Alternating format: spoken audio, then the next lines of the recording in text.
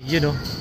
Bale dito siya sa ano, sa pinakataas siya ng ano, ng building na malapit dito sa ano, sa ano siya, downtown siya mismo. Superstore downtown. Yan.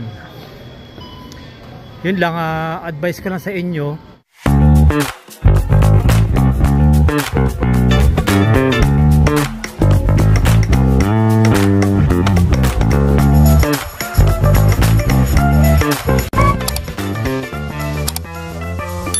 You know, good morning mga ka-team.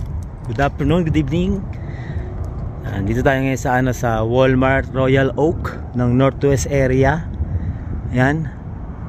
Ito yung una nating ano, merch na pupuntahan. Yan.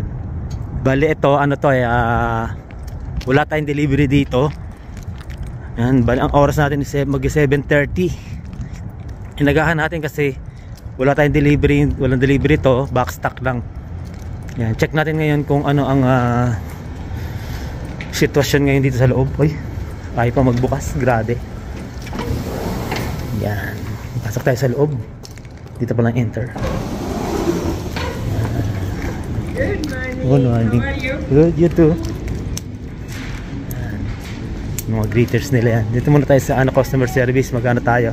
Log in. Mga aisle natin. Okay naman. Mga dagdagan lang natin na konti. Tapos doon sa kabilang dulo meron din doon. Yan muna unahin natin ngayon. Crystal view natin yung mga box. Check na ano araw. Ayan at natapos natin yung ano. Dito tayo sa ano, sa Walmart. Natapos natin siya lahat at wala tayong naging problema na. Yan, nagawa natin yung trabaho natin ng maayos. Yan at ngayon dito tayo sa ano yung second store natin sa may downtown. Kaya ang problema, in route, wala pa yung delivery niya. Kaya baka ang gawin ko, unahin ko muna tong isa na wala ring delivery para ihuli ko na lang yung ihuli ko sana itong ano yung malapit sa atin Kaya ang mangyayari, unahin ko muna yon kasi baka wala pa yung delivery doon. Yun na mahirap. Kasi may pumunta ka doon, wala pa yung delivery, madodoble pagod mo kasi habang hinihintay mo siya, nag-ano ka ng box stock, tapos asikasuhin mo, pagdating doon asikasuhin mo pa yung delivery, mas matagal Kaya ang mangyayari niyan, hindi ko pa alam yung ganong style na pag wala pa yung delivery, box stock muna. Hindi ko pa na ano yung ganong style hindi ko pa napag-aralan yun Pero parang gusto kong puntahan na siya kasi napakahirap doon sa downtown, lalo na yung ano yung parking niya, may oras lang Minsan napaparking ako 2 hours lang na free. Kasi magabayad pa tayo, di ba? Hindi naman tayo dapat nagabayad sa parking Swerte mo pag may nakita kang 4, yung may free 4 hours. Yan. Kaya yan, bahala na at i-check ko muna yung schedule tapos kung saan tayo kung saan yung second natin na gagawin. Umakati mo. Dito muna tayo nagpark sa ano, yung meron siyang 4 hours na free. Yan. Kasi dito yan sa ano, ito, sa building. Kaya tara. Ito yung ayokong ano kasi ang hirap nga. Pasok tayo sa loob. Tsaka ang dami ano rito, nakatakot dito mga ka-team. Itong area na to, napakaraming ano rito. Iba-ibang ano, may kakaibang tao. Yan, pasok tayo sa loob. Tapos mag-elevator tayo. Tingnan na natin kung nalak na natin. Nakalagay dito sa ano tayo, second floor. Kailangan bilisan lang natin kasi mahirap na yung parking lot dito Parang kailangan ba i-close?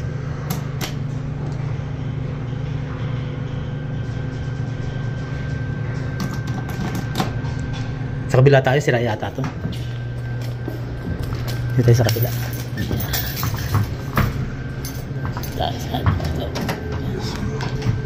May nakasabay tayo, natakot ako ron. Kasi meron siyang may hawak siyang tinidor. Hindi ko na alam gagawin ko. Iniisip ko kung ano gagawin ko. May kakaiba yung mga tao rito kaya mahirap. Yun may hawak siyang tinidor na nakaikot dun sa ano niya. Nakaikot sa kamay niya. Mahirap na. Dito tayo sa parking lot ng building.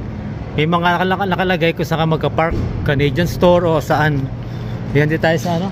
Kasi ang gagawin daw, meron tayong ano, complimentary 90 minutes parking.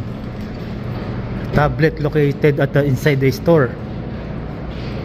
Sa elevator nito. Yan yung kailangan natin gawin eh. Pupunta ka sa Winners o sa ano eh, 90 minutes. Matatapos ba natin yung trabaho natin ng ganun? Tingnan natin. Elevator tayo. Yun na mahirap. Dito tayo sa ano, parking 1. Kasi baka maligaw tayo pabalik eh. Lakas ng echo ah.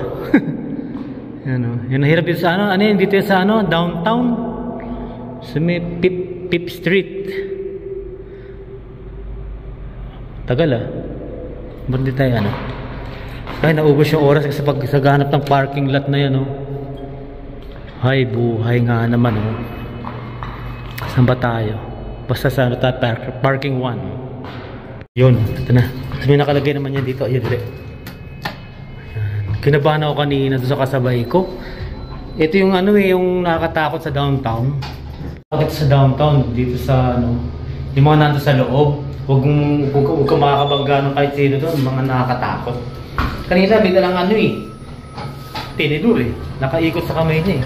Kaya, so, paparegister tayo doon sa ano, sa tablet na sinasabi nila. You know, mga katimo. At ito, natapos natin yung trabaho natin ng ano, halos 3 oras to kasi mahirap elevator ang ginagamit dito sa ano, downtown. Nandito tayo sa downtown ano, Superstore. Yan, ang ganda. Kanina malakas ng snow eh. Buti na wala. Doon tayo sa ano muna sa ano, registration. Mag-ano tayo, mag-logout na tayo. Kanina pa tayo rito. Wala, naumos na yung oras ko. Hindi tayo mag-logout. Logout tayo. Bali dito siya sa ano, sa pinakataas siya ng ano, ng building na malapit dito sa ano, sa ano siya, downtown siya mismo. Superstore downtown. Yan. Yun lang, advice ko lang sa inyo, yung mga bago pa lang dito, eh grabe. Pag may nakasabay ka sa elevator, nakakatakot talaga. Ito yung Superstore na nakakatakot. Yan o. May ano rito, may elevator siya. Bali nakalagay. Sa second floor siya. Sa loob siya ng building. Yung nakalagay naman sa labas na ano, Superstore. Ano to? So ano to sa may downtown. Yan. At katabi siya rito ng ano, anong building pa to? Homewood Suits. 6th Avenue corner, ano siya, 4th Street. Yan, at natunaw na yung yelo. Uwi na tayo. Nagugutom na ako. Tagal ko yatang nag-burst dun ah.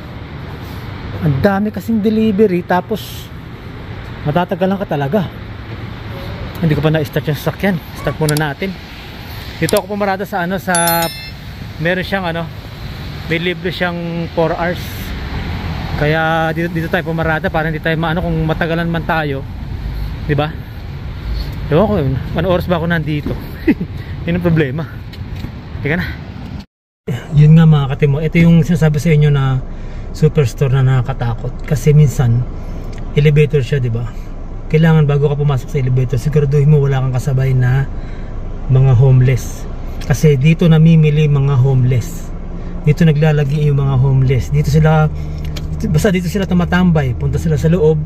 Tapos kukuha sila ng mga gusto nilang kunin doon. Eh wala kang magagawa. Ang kasabay natin kanina, hindi ko akalain na ako lang mag-isa eh. Nung magsasara na biglang may sumabay.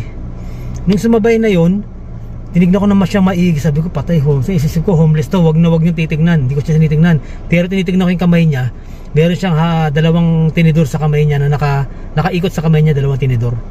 Sabi ko naku, wag naman sana magwawala to. Talaga sabi ko, binibilis ako. Ang tagal naman. Sabi ko second floor kasi yun, di ba nakata second floor. Tapos nung bandang nagkasalita na siya. Parang gusto niya na akong kausapin. Sabi ko biglang bumukas, ay salamat ng pagbukas, may gwardiya naman dun eh. Pero wala tayong magagawa kung kahit may gwardiya siya, kung ka na sa loob ng elevator, di ba? Mahirap. Kaya pag dito kayo sa downtown area, bago lang kayo, tapos tuntua kayo at may Superstore dyan, ingatan nyo, mag-ingat kayo. Kasi tsaka marami sa loob na check nyo. Kasi minsan mabanggaan sila ng konti, nagagalit. Nabangga ko yung isa. Ay hindi, siya yung bumangga sa akin, nagalit sa akin.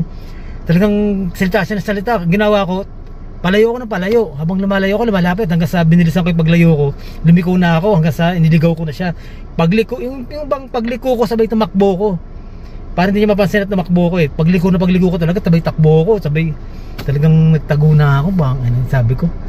Eh, natagalan din ako rito. Ang dami nila ngayon. Eh, doon sila tumambay sa ano, sa aisle ng Coke. Ako patay, sabi ko, paano ko kikilos dito? Yun ang mahirap, doon sila nagtambay. Eh, hindi mo na pwede paalisin nyo, magagalit. Kaya, sabi ko, sa lahat ng superstore, ito yung talagang ano, nakakatakot. Talagang mag-iingat ka, parang nasa ano, nasa ibang planeta. Parang gano'n, parang sa ibang planeta. Kaya gano'n, yan, sige, uwi na tayo. Ano oras na ba? 3:30 na, kasi baka maabutan tayo nung ano, nung parking natin dito. Eh, 4 hours lang, kaya okay, let's go. Ayan o, eto tayo, nakapark lang tayo rito. Ay, malapit pala siya sa ano, Studio Bell. Ayun o, makikita niya sa downtown. Yan, ito yung pinaka building niya. Ayan o, Superstore na may mataas na building. Yan, okay. Ano lang kayo na talagang ma-amaze kayo dyan. Parang nakipaglaro kay ano kay Batman. Yun ang mahirap mga katim. Inabutan tayo ng ano, rush hour. 4 o'clock onwards yan eh. 4 o'clock hanggang alas 7. Yan ganyan din no, traffic parang ano, parang EDSA. Yan pagka ganyan oras ka nakapagsabayan dito sa Deerfoot, yan ang mangyayari sa iyo. Yan, mga plus 5 to 10 minutes ang ano mo, ang oras mo. Yan, wala na yung pula. Kanina, halos ang tagal natin na dun eh. Nagkukulay pula yun. Kaya check nyo muna yung map nyo bago kayo umalis. Para makapag ano. Ako hindi ko na check eh. Akala ko kasi okay lang eh. Hindi pala. Yan, 3:51. Dumilim ah. 3:51, makakarating tayo sa bahay ng 4:05. Yan, tsaga-tsaga lang.